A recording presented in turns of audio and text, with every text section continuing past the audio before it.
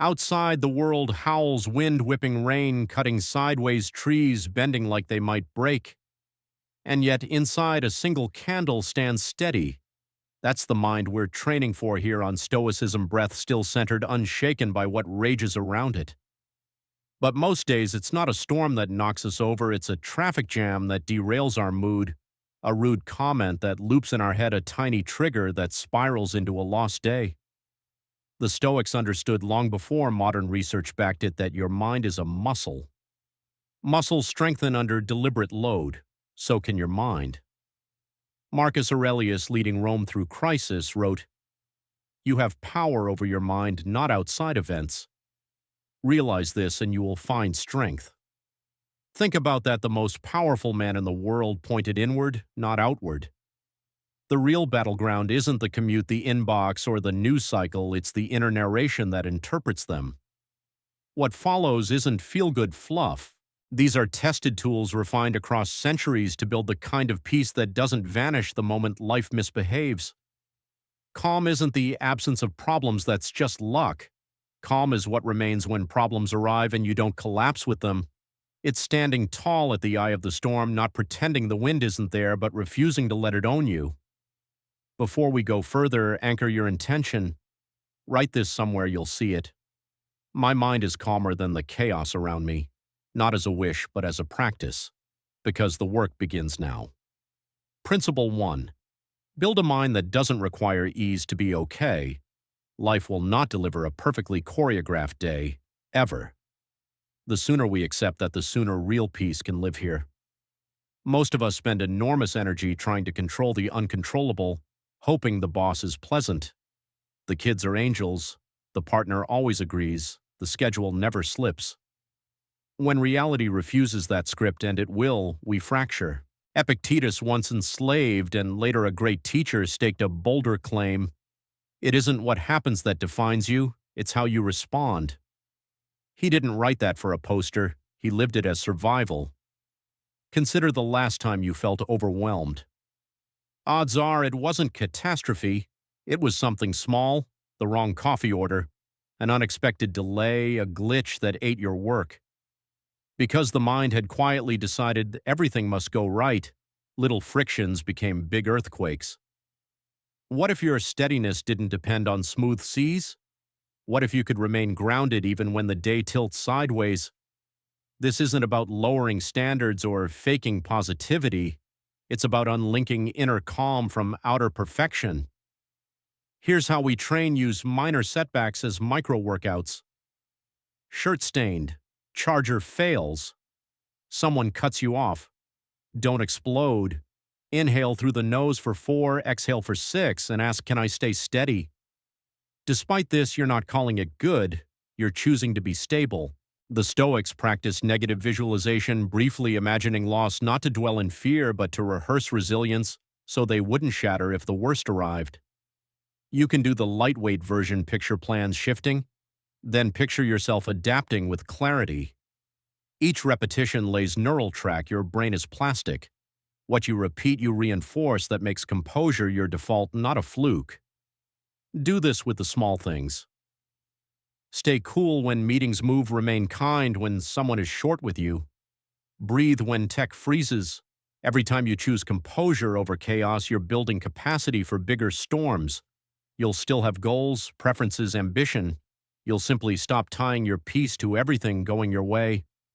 That is real freedom, acting from principle, not panic, from values, not volatility. And it begins now with the next irritation, the next breath, the next choice.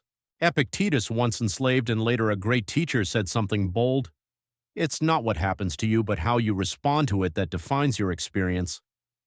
For him, this wasn't abstract philosophy, it was survival. He had no control over the outside world, yet he found serenity by mastering his inner response. Think about the last time you felt overwhelmed. Was it truly a disaster, or was it something small?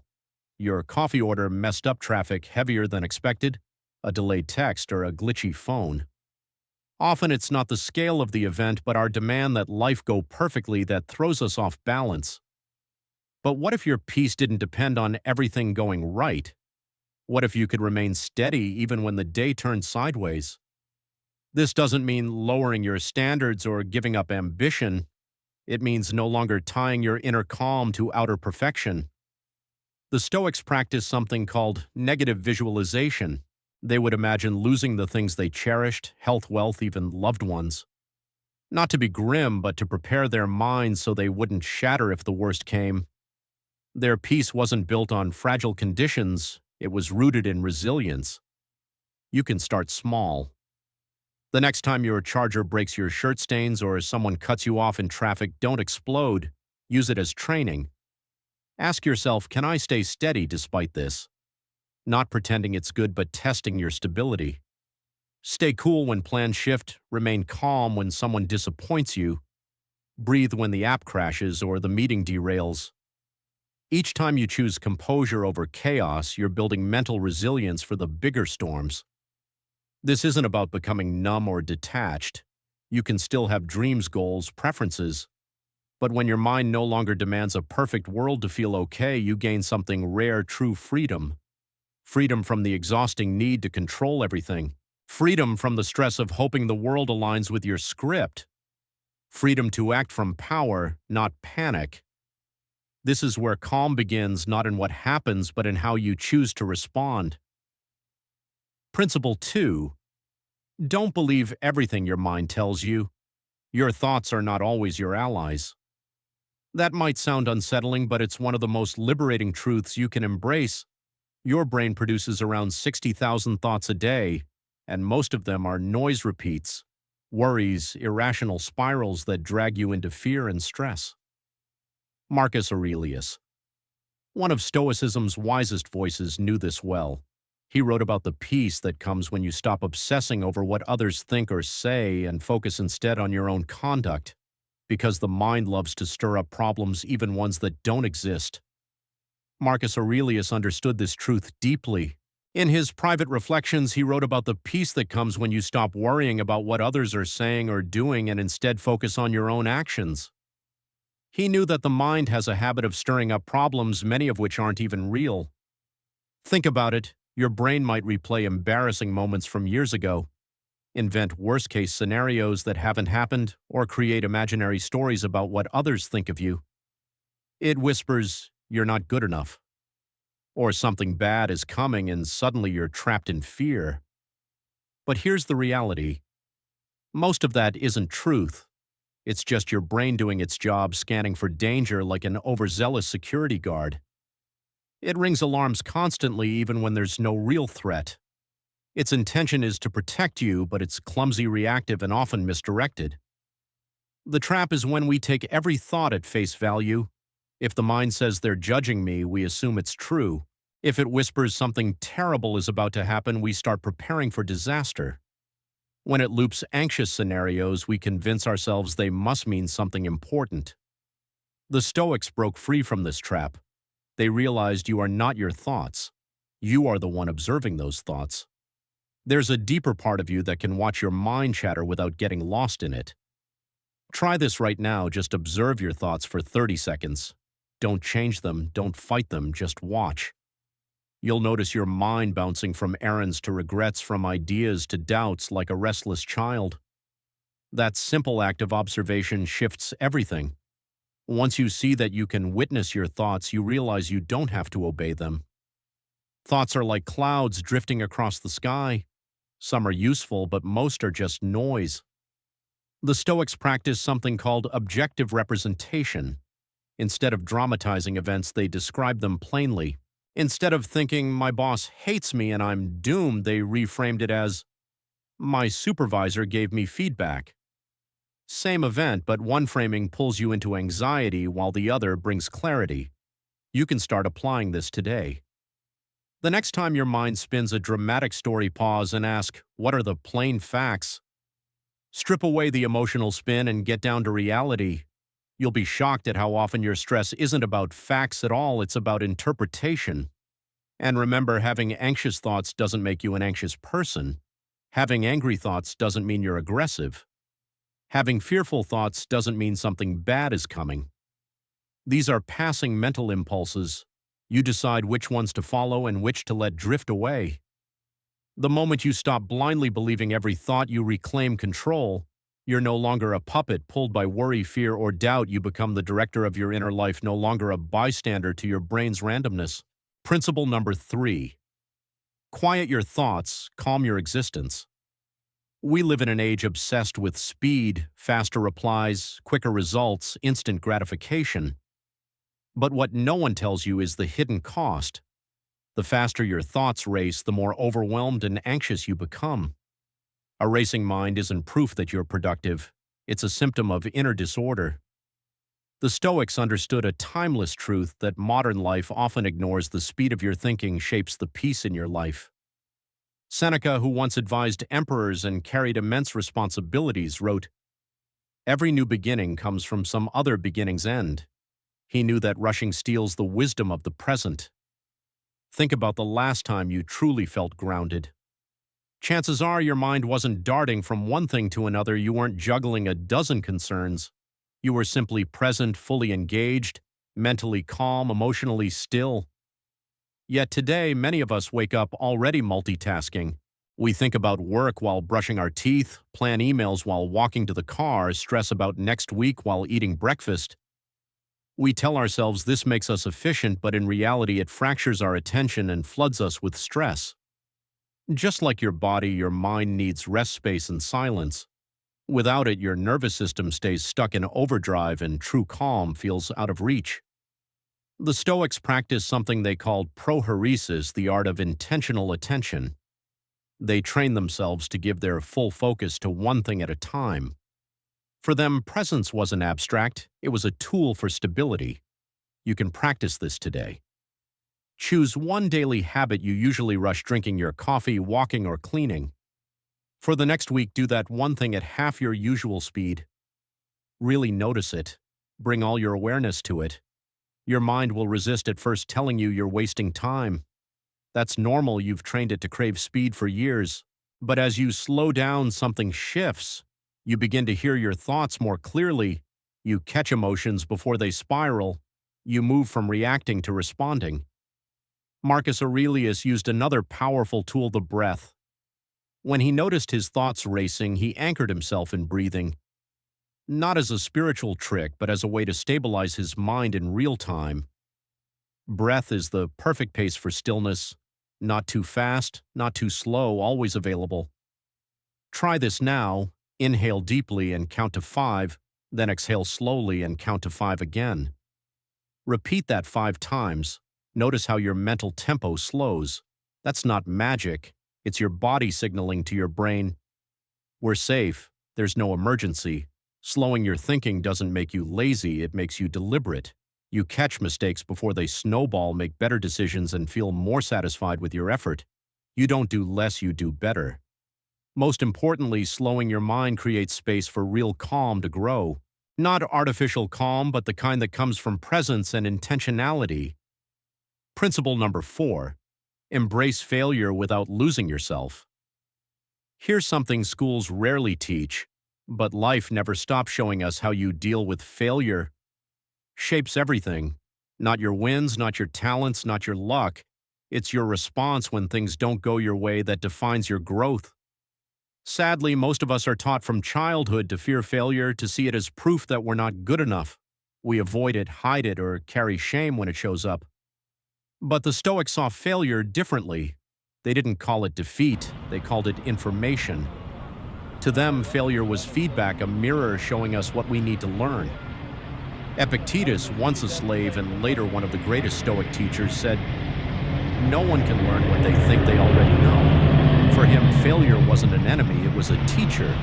Without it, we stay trapped in illusions. With it, we evolve. Think of a toddler learning to walk. They fall again and again, but do they ever decide, "I guess walking isn't for me"? Of course not. Falling is part of the process. Yet as adults, we stumble once and think we're broken.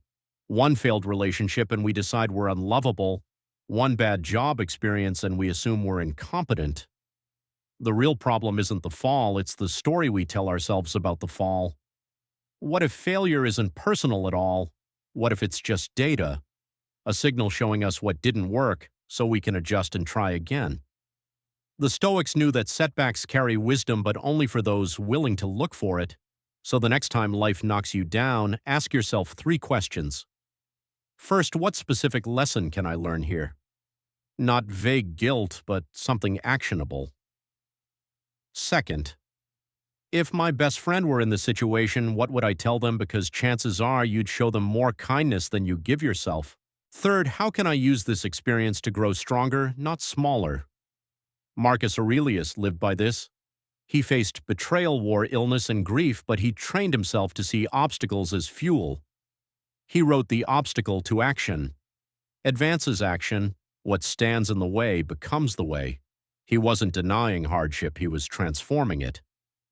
This isn't toxic positivity, this is grounded wisdom. Your character is sculpted through challenge, not comfort. Every time you rise from a setback with clarity instead of self-pity, you gain strength. Every time you bounce back, you prove to yourself that you're more than your circumstances. So start small. Burn dinner. Learn something about timing. Got turned down for a job. Identify the skill gap. Said the wrong thing in a conversation. Practice better communication. Each stumble becomes a stepping stone, and step-by-step failure stops being a cage and becomes your greatest teacher. Every stumble, no matter how small, is a chance to strengthen your resilience. The greatest people in history failed often, and they failed fast. But their greatness wasn't built on avoiding mistakes. It came from learning quicker than they fell. They understood a simple truth: failure doesn't define you, it refines you. When you can fail without collapsing, you become powerful. Not because you're immune to pain, but because pain no longer controls you. The Stoics called this the discipline of desire, the ability to embrace whatever life brings, especially when it teaches you something essential. Remember this: every expert you admire was once a beginner. Every strong person you look up to carries a trail of failures behind them. So don't mistake your missteps as signals to stop, they are signs you're growing. And this leads us to the next principle. Guard your energy like it's sacred. Each morning you wake up with a limited supply of mental and emotional fuel, yet most people burn through it recklessly, arguing, worrying, scrolling endlessly, giving their attention to distractions and noise. By midday, they feel scattered, drained, exhausted, and wonder why they can't focus. But your energy is not infinite. It's your most precious resource. The ancient Stoics knew this well. Seneca, one of the wealthiest and most powerful men of his time, was shockingly cautious about how he invested his energy. He wrote, "It's not that life is short, it's that we waste much of it." He wasn't only talking about time, he was talking about attention, vitality, and presence. Think about your own daily life. How much energy do you spend on things that don't truly move you forward? How much of your bandwidth is consumed by gossip, doom-scrolling arguments, or worrying about problems beyond your control? Every time you dive into negativity, obsess over something meaningless, or let yourself get caught in endless distractions, it's like withdrawing from your energy account. And unlike money, you can't just earn more on demand. Rest is your only recharge. That's why the Stoics practiced what they called the discipline of action. It meant focusing their energy only on what mattered, only on what aligned with their values and was within their control. Everything else, not their burden, not their responsibility, not their priority. Sometimes this means saying no more, often especially to what we now call energy leaks. The people who always complain but never change. News cycles that flood your mind with fear. Triggers that keep you overthinking. Even relationships that take and take without ever giving back. But protecting your energy isn't only about blocking negativity, it's also about nurturing what restores you. Marcus Aurelius often reminded himself to stay grounded in the present, because worrying about the future or replaying the past was nothing but wasted strength. Your energy belongs to this moment, and when you learn to guard it, you unlock clarity, calm, and the strength to live deliberately. Seneca once reminded us that worrying about the future or replaying the past only drains the energy we need for the present, the only place where real power exists. Here's a simple practice you can try this week. Pay close attention to what fuels you and what drains you. Write it down. Notice which habits, people, and thoughts refill your tank and which ones leave you mentally bankrupt. You may be surprised. Common drains include doom scrolling the news, trying to control others, constant multitasking, overcommitting, reacting without pausing, or endlessly seeking approval. On the other hand, refills might come from something as simple as a walk outdoors, creating something meaningful, solitude, deep and honest conversations, learning something new or small, acts of kindness aligned with your values. The goal isn't to avoid all difficulties. Some challenges are worth the effort because they shape who you want to become. The key is to be intentional. Stop letting your energy leak out without realizing it. Set boundaries. Just as you wouldn't leave your wallet on the sidewalk, don't leave your energy unprotected. This might mean muting certain chats, turning off notifications, walking away from circular arguments, or simply scheduling time alone to reset. Protecting your energy isn't selfish, it's stewardship. Because when your reserves are full, you're more capable of giving to the people and causes that matter most. Remember, your energy fuels your thoughts, emotions, decisions, and responses. It shapes how you show up in the world.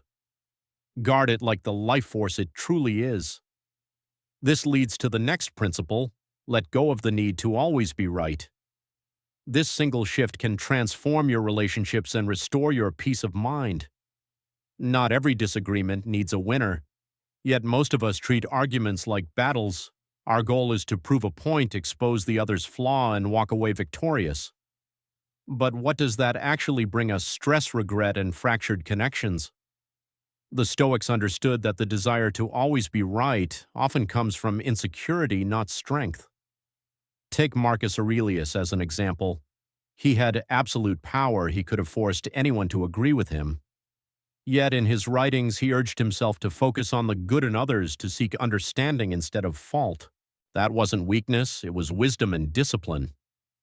Think back to your last argument. Were you really searching for truth, or were you protecting your pride? Many conflicts aren't about logic or facts at all. They're emotional turf wars. Two people clinging desperately to being seen as right, talking over each other instead of listening. Here's the paradox: the harder you fight to be right, the more you alienate the people around you.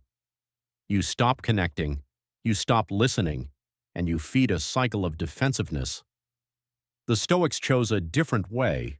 They didn't enter conversations to dominate, they entered to learn, to connect, and to understand. They entered conversations not to dominate, but to learn. They listened with curiosity, searched for common ground, and asked questions instead of delivering lectures. They never backed away from truth, but they also never confused truth with ego. This doesn't mean becoming passive or silencing your beliefs. It means choosing your battles wisely, responding with grounded confidence rather than fragile pride. A secure person doesn't need constant validation.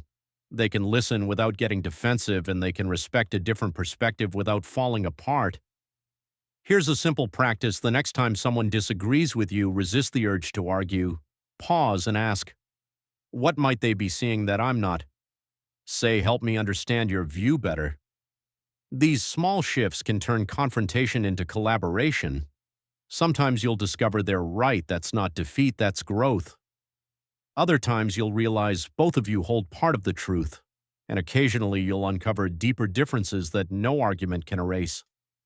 Epictetus reminded his students that if you are grounded in who you are, you don't need others to approve of you. When your identity isn't built on always being right, you're free. You can connect without defending yourself, and you can value the person more than the point. This is especially powerful in close relationships. Your loved ones, your partner, your children, your friends are not opponents to outwit. They don't need correction. They need to be heard. Before entering an argument, practice what the Stoics called the discipline of assent, the skill of checking your ego before reacting. Ask yourself, is this discussion worth the tension? Will winning actually improve the situation? Am I seeking truth, or am I just protecting my pride? Often the wisest response is simple: I see it differently, but I respect your view. That's not surrender, it's mastery. When you stop fighting to win, people feel safe with you. They open up, they listen more, and your words carry greater weight, not because you forced them, but because you invited them. The true goal of communication is never domination. It's connection, understanding clarity, and at times collaboration. This leads us to the final principle: build your life from the core outward. This is the root where calm, strength, and resilience take shape. Too many of us let the world dictate how we feel inside. But the Stoics discovered a life-changing truth. Unshakable peace comes when you live from the inside out, not the outside in. What does that mean? It means your mood, your confidence, your joy, and your stability don't depend on outcomes, approval, or circumstances. They come from your values, your character, and your perspective. In other words, you create your emotional climate. Rather than being at the mercy of life's shifting storms, the Stoics taught us to stand rooted within. Epictetus once said, "No one can harm you without your permission." That wasn't denial, it was clarity forged through hardship. As a former slave who discovered true freedom in his mind, he learned to guard the one sanctuary no one could take away: his inner world. Living from the outside in means your peace rises or falls with every comment, success, or setback. You're tossed around by events beyond your control. But living from the inside out feels completely different. You stay grounded in your values even when others disappoint you. You know who you are regardless of wins or losses. You can find gratitude even in imperfect moments. You respond thoughtfully instead of reacting impulsively. In a world that constantly changes, you remain consistent.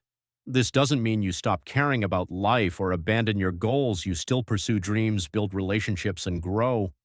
But your calm is no longer hostage to outcomes. You'd prefer success, but you don't need it to stay composed. Marcus Aurelius lived this principle daily. Despite ruling an empire scarred by wars, betrayal, and grief, he reminded himself, "Very little is needed to live a happy life. It is all within yourself and your way of thinking." His joy didn't come from power, it came from perspective. You can practice the same. Each morning, take 5 minutes to connect with your inner compass. Reflect on your values, breathe in gratitude, and remind yourself of who you want to be. Each night, review your actions. Did you live aligned with your principles, or did the world steer you off course? And when life disrupts your plans, as it always will, ask, how can I respond in a way that honors who I want to become? Stop letting the world pull your strings like a puppet. Be the author of your reactions. Create your own scorecard based not on applause or outcomes, but on what you control. Did you act with integrity? Treat others with dignity. Stay patient in difficulty. Speak from clarity instead of emotion. Learn from the day, no matter how it went. When you live this way, a profound truth reveals itself. Everything you've been seeking out there, peace, strength, confidence, joy, was within you all along. This is the Stoic way. You are not a fragile leaf tossed by the wind. You are the tree-rooted, steady, unshaken. The world may shift, but your center holds firm. And when you finally begin living from the inside out, you discover real freedom, freedom from the need to control everything. Freedom from the roller coaster of outside validation, freedom to be your truest self in a world that constantly pressures you to be someone else.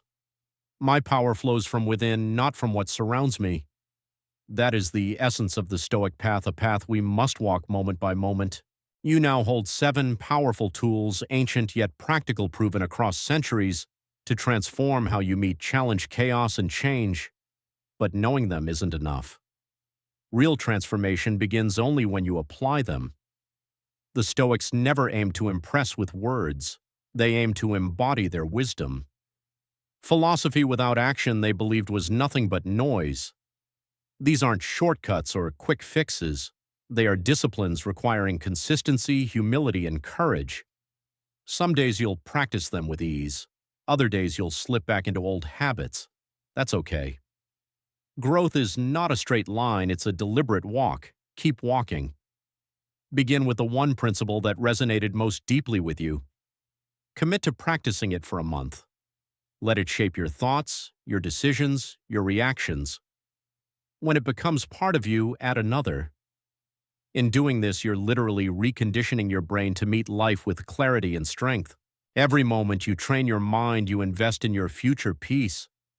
Remember, the Stoics did not live easy lives. They faced plagues, exile, betrayal, wars, and grief, yet they found stillness, not because life was gentle, but because they learned to respond with wisdom.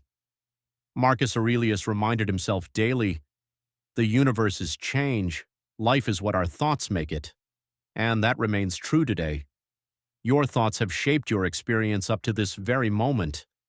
Starting now, you can reshape them not to avoid pain, but to face it with strength, not to escape challenge, but to transform through it. The goal isn't to erase difficulty that's impossible and even unhealthy. The goal is to meet each experience with clarity, courage, and calm. The Stoic path isn't the easiest road, but it is the most rewarding. Every time you choose calm instead of panic awareness, instead of reaction strength instead of dependence, you step closer to becoming who you were meant to be. Your journey toward unshakable composure doesn't begin tomorrow or when life finally settles down or when everyone understands you.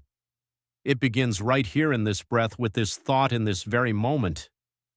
If this message resonated, share it with someone who needs this strength, like this video, and subscribe to Stoicism Breath for more timeless tools for inner peace. Your future self will thank you for beginning today. Affirm it now: I am cultivating unshakable calm from the inside out.